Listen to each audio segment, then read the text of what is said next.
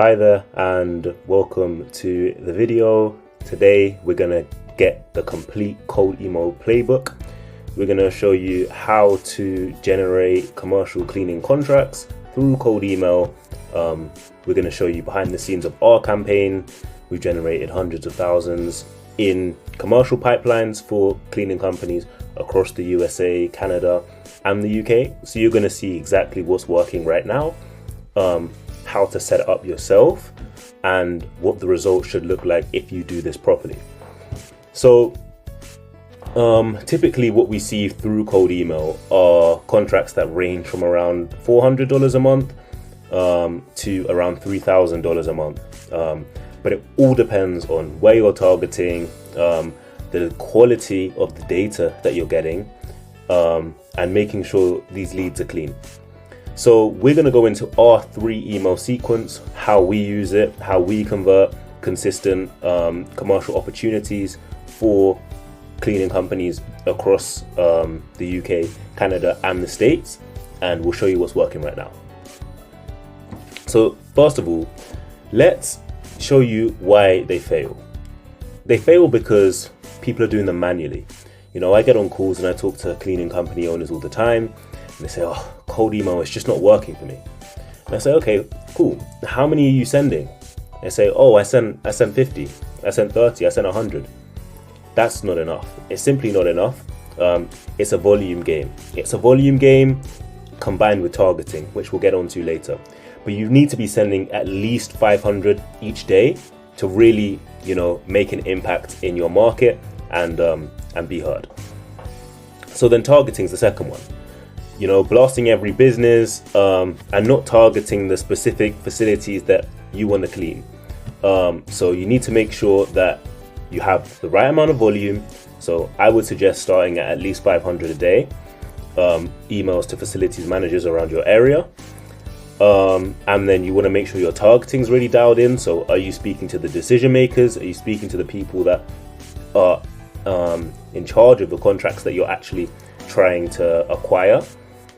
And then also the copy is all wrong, you know, leading with the pitch. It's too much about you and not enough about them.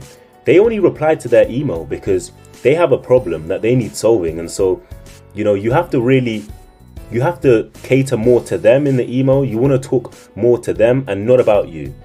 You know, I speak with cleaning company owners and they say, oh, you know, we've got all these certificates, we've got this and that, and all of that is great. Don't get me wrong. You know, when you show up to the walkthrough, you can talk to them about it.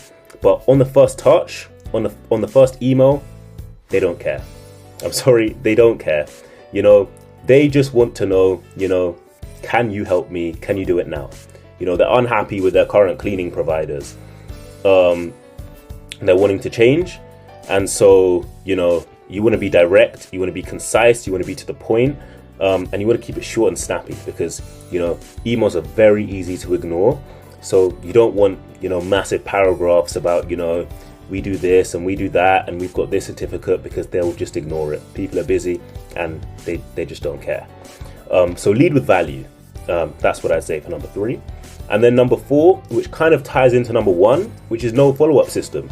I mean, guys, we're in 2026 now and you need to be automating this stuff. If you're here sat sending 100 emails every single day, you're wasting your time, you're wasting your energy, and your results are going to show because of that. Because, you know, you're probably doing 100 different things and then you've got to send all these manual emails as well. It's not efficient and it's not a good way to scale. So you want to invest in an automated system that's going to do all this for you, that's going to have your pipeline going on autopilot, and, you know, you just log in, okay, reply to this quote, call this person, boom, nice and easy.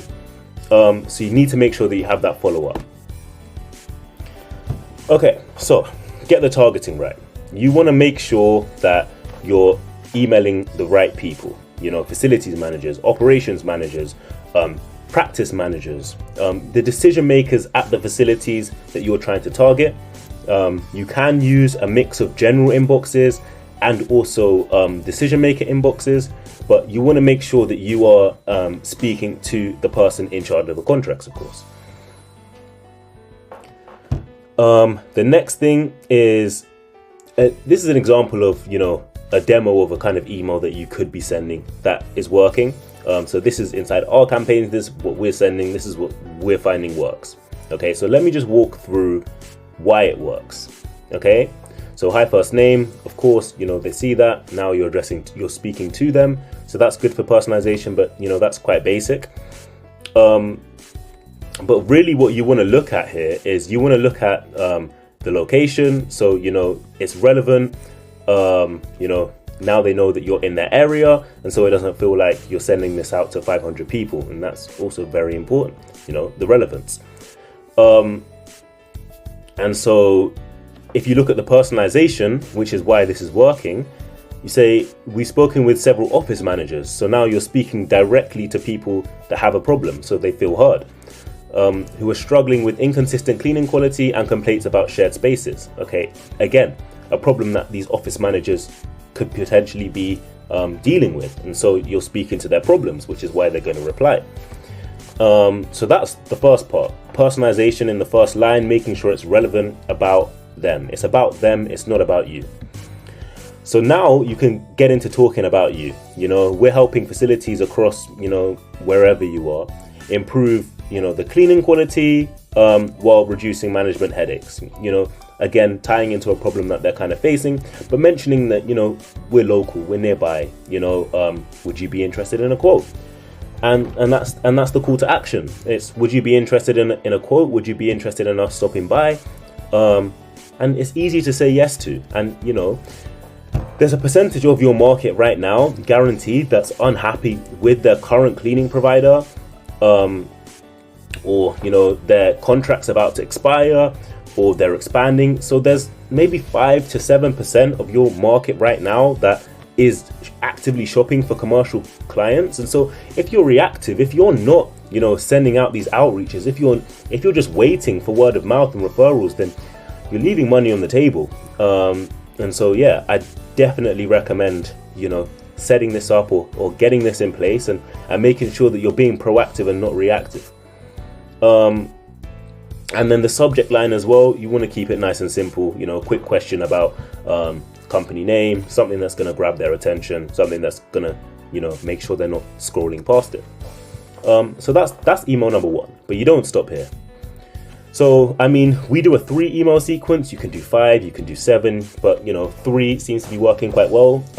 You don't want to harass people at the end of the day, and 3 is enough to kind of get the point across. And a lot of people that don't say they're interested, they say, okay, yeah, come back to me in a month, come back to me in 2 months. And so this is still data that you can add to your outreach pool.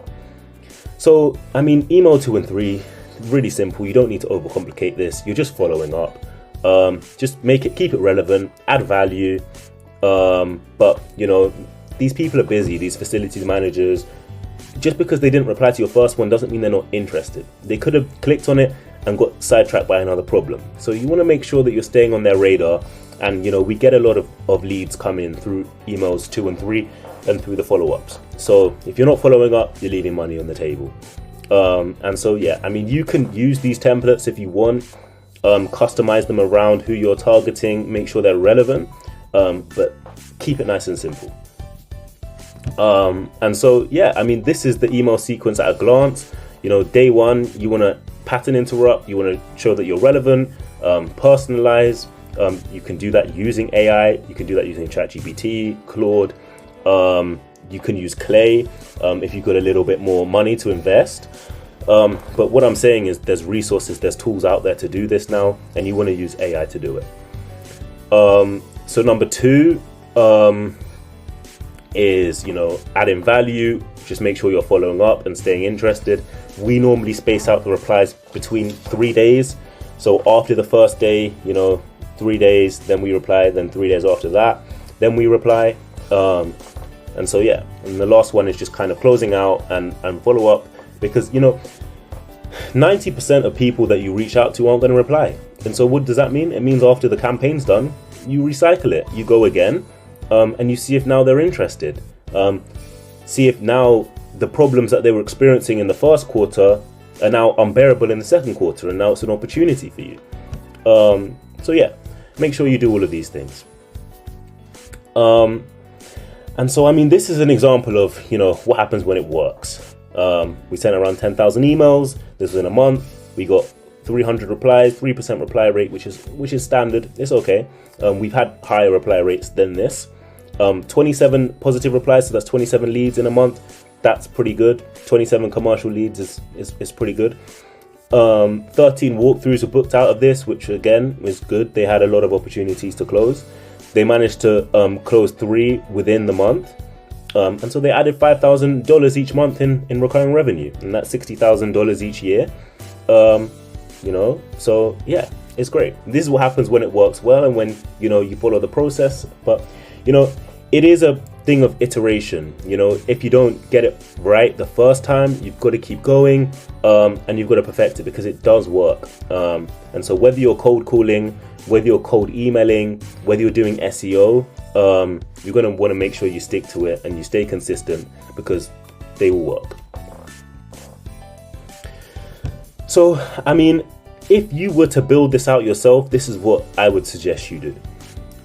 So for the data and the lead list building, you want to use Apollo, you want to use Clay, you want to use Zoom Info or D7 Lead Finder. All of these are great for getting decision makers and general inboxes, and you can get your data through that. You then want to use an automated sequencer. So Email Bison, Instant Lead, Smart Lead, all of these are really good for sending out automated emails, and making sure that you're not wasting your energy doing this manually, because that is a waste of time. Cleaning the leads, make sure these leads are clean. You don't want to send loads of emails out to inboxes that aren't even in order anymore, that aren't working in operation. So clean the leads, use Million Verify or Refined Email, and this will cost you anywhere between $700 to $1,000 to do this. The good thing is once you've got the data, you don't typically need to get new data for at least 4 to 6 months. But to set it up, it is going to cost you around $700 to $1,000. But it does depend how many leads you get. And like I said, I suggest that you send at least 500 emails each day. So you're going to need a decently sized lead pool. So keep that in mind. And then obviously, it's all about opportunity cost. So, you spend this money, you spend $700, but you have the chance to flip that 700 into 60,000 for the year. So, it's definitely worth the risk. So, I mean, hopefully you found this interesting. I tried to be as quick as possible, while kind of delivering as much value and showing you what to do. You can do it yourself. You can, use the templates that I showed you, use the frameworks, and give it a go and see how it works. Or you can, schedule a call with us. I can schedule out some of my time. We can go through what you're currently doing, and we can help do it for you. Provided that there's no one in your city that we're already working with, we'd be happy to get this set up for you.